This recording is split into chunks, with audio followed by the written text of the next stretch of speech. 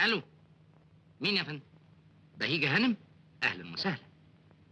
طبعا موجود. طيب اديهولي حالا. حاضر يا فندم، حاضر.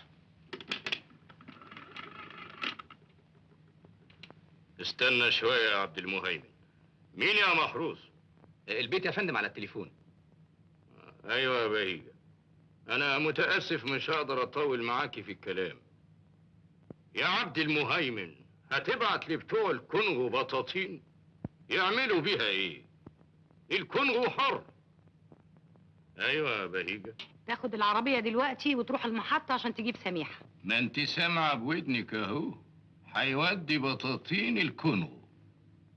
اذا ما كنتش اعمل كل حاجة بايدي ما فيش فايدة. حاجة غريبة يا عبد القادر، الشغل أهم ولا بنتك أهم؟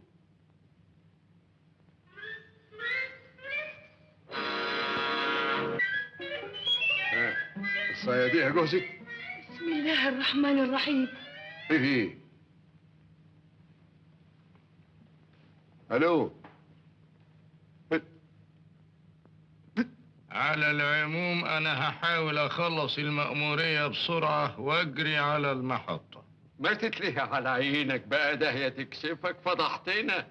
وانت اعمى القلب والودان كمان. الله، انت مال صوتك يا بهيجة يا حبيبتي؟ بهيجة؟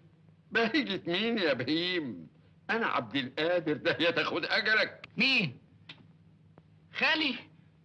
انت طبيت؟ الله يرحمك ويحسن اليك. روح الله يرحم اللي خلفوك.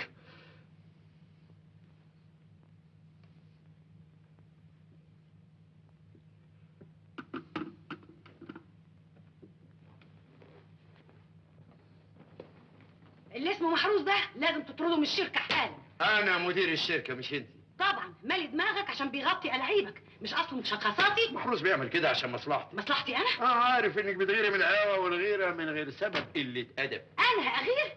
على مين؟ على واحد زيك أنت؟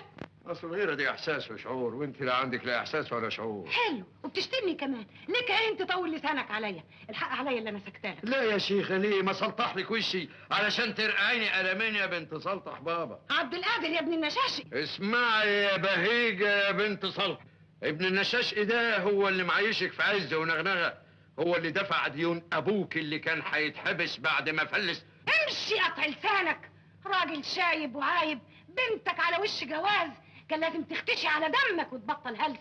الحمد لله انها قعدت طول المده دي في مصر ولا شافتش فضايح. الحمد لله، والا كانت اتعلمت منك القلاطه والنعره الكدابه يا بنت المفلس. انا ماليش قعاد وياك. يا سلام، لازم تطلعني من عينيا غالي والطلب رخيص، والله لولا عشان خاطر سميحه. بقول لك طلعني طلعني. يا لالي يا لالي، طب روحي وانت.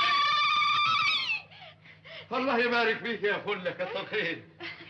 دي جت يا ستي جت. يا مين؟ ست